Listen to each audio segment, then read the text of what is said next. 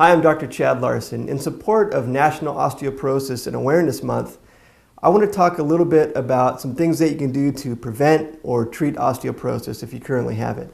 I think the first thing to talk about is vitamin D.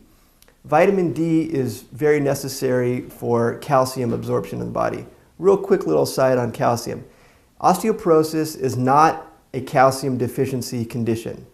If it were, then everybody would just take calcium and there'd be no osteoporosis. But quite the contrary is happening. Everybody's taking calcium and there's still osteoporosis all over the place.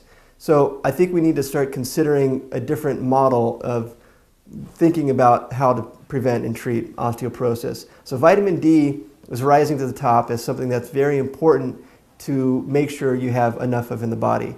First of all, there's a very simple test for vitamin D. It's called 25-hydroxy vitamin D.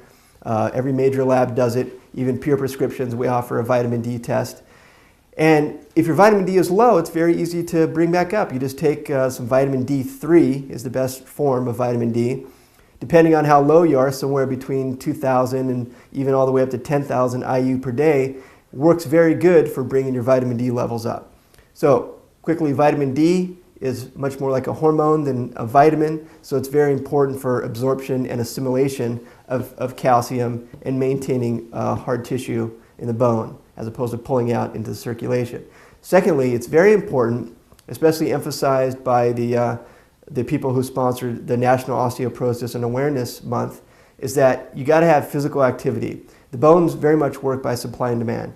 As you put a demand on the bones go, hey, there's a lot of demand being put to the bones. We need to create more structural integrity to keep up with that demand. So what happens is when we have good weight-bearing stress from walking, from exercising, from running, we have good tension into the bones, and the bones, again, supply and demand, will start to supply greater and thicker and healthier cells to the bones so that it decreases the chance of osteoporosis forming.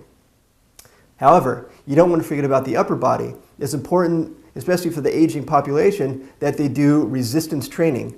Work the biceps, the shoulders, the different bones and muscles of the upper body. The more that the muscles tug on the bones, the more the bones are going to proportionately develop more strength in the bones to keep up with the demand.